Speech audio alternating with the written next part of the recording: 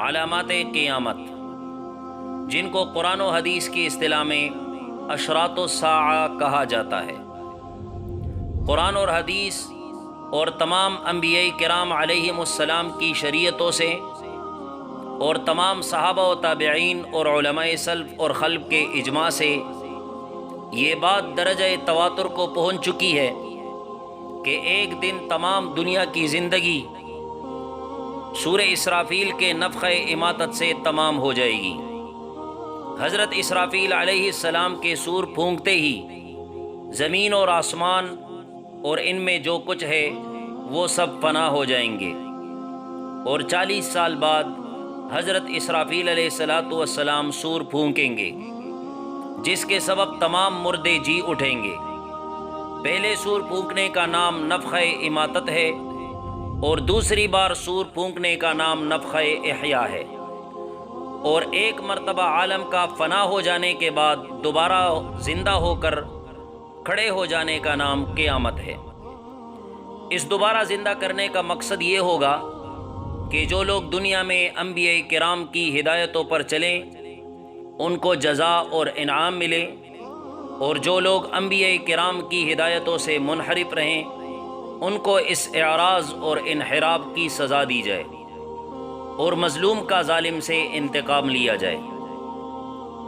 عدالت میں اگر کوئی مقدمہ پیش ہوتا ہے تو 2 مہینہ اور 4 مہینہ کی پیشی لگتی ہے۔ قیامت تمام عالم کے مقدمات کی پیشی کی تاریخ ہے، خوب سمجھ لو اور تیاری کر لو۔ جو خداوند علیم و قدیر اپنے علم محیط اور قدرت کاملہ سے تمام انسانوں اور جانوروں اور سمندر کی مچھلیوں اور زمین کی چینٹیوں کو وقت واحد میں بلا کسی غلطی کے روزی پہنچانے پر قادر ہے، وہی علیم و قدیر خدا اسی طرح اپنی پیدا کی ہوئی تمام مخلوقات کا وقت واحد میں بلا کسی غلطی کے حساب کرنے پر بھی قادر ہیں۔ اس بے شمار مخلوق کا وقت واحد میں حساب لینا اتنا دشوار نہیں جتنا کہ اس سے بے شمار اور مختلف الاقسام مخلوق کا پیدا کرنا دشوار ہے۔ فقط فرق اتنا ہے کہ خدا کی بے شمار مخلوق نظروں کے سامنے ہیں، انکار کی کوئی صورت نظر نہیں آتی، اور قیامت کا حساب و کتاب نظروں سے پوشیدہ ہے، اس لیے ملحد اور بے دین اس کا انکار کرتے ہیں۔ عقل تو یہ نہیں کہ کچھ سمجھے اور بوجھیں، جو دیکھ لیا اس کو مجبوراً مان لیا، اور جو نہ دیکھا اس کا انکار کر دیا۔ بے عقل کا یہی طریقہ ہے کہ جب تک آنکھ سے دیکھ نہیں لیتا اس وقت تک نہیں مانتا۔ قرآن و حدیث اس آنے والے حادثہ یعنی قیامت کی خبر سے بھرا پڑا ہے، اس پر ایمان لانا فرض اور لازم ہے۔ حق تعالی شانہ نے قیامت کے قائم ہونے کا وقت کسی کو نہیں بتلایا کہ قیامت کس تاریخ میں آئے گی،